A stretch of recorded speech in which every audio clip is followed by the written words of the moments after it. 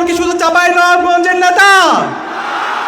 নুরুল ইসলাম বুলবুল সারা বাংলাদেশের মুক্তিকামী ছাত্র জনতার নেতা। নুরুল ইসলাম বুলবুল গত 16 বছরের ফ্যাসিবাদের বিরুদ্ধে সারা বাংলাদেশের তারুণ্যকে সাথে নিয়ে লড়াই সংগ্রাম আজাদী আন্দোলনের নেতৃত্ব দিয়েছে। সর্বশেষ যে জুলাই বিপ্লব হয়েছে, সেই বিপ্লবের শুরু থেকে শেষ পর্যন্ত নীতি নির্ধারণ এবং মাঠ পর্যায়ে সমন্বয়ের সাথে নুরুল ইসলাম বুলবুল ভাই সামনে থেকে এবং পেছন থেকে নেতৃত্ব দিয়েছে।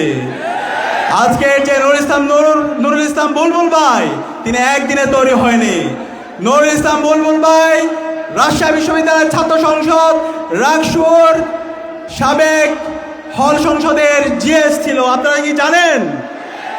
বাংলাদেশ ইসলামী ছাত্র শিবির যেই সংগঠন দেশের স্বাধীনতা সার্বভৌমত্ব অখণ্ডতার জন্য সবসময় লড়াই সংগ্রাম জারি রেখেছে, সেই সংগঠনের কেন্দ্রীয় সভাপতি ছিল নুরুল ইসলাম বুলবুল ভাই।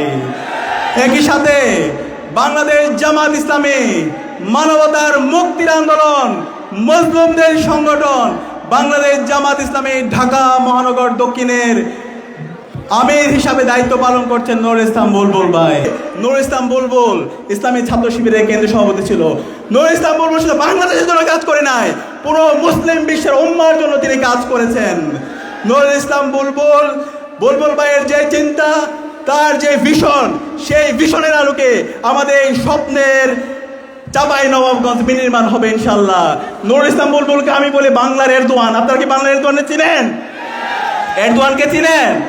যে এরদোয়ান তুরস্কের মধ্যে একটা হার্ড সেকুলার কান্ট্রি, ভাঙা এই তুরস্ক রাষ্ট্রকে নতুনভাবে বিনির্মাণ করে আজকে সারা বিশ্বে নেতৃত্ব দিচ্ছে, ঠিক একইভাবে নুরুল ইসলাম বুলবুল বাংলার এরদোয়ান হিসাবে আপনাদের ম্যান্ডেট পেয়ে নির্বাচিত হয়ে সারা বাংলাদেশে চাঁপাইনবাবগঞ্জ জেলাকে একটি রোল মডেল হিসেবে প্রতিষ্ঠা করবে ইনশাল্লাহ। আপনারা কি পারবেন? ইনশাল্লাহ।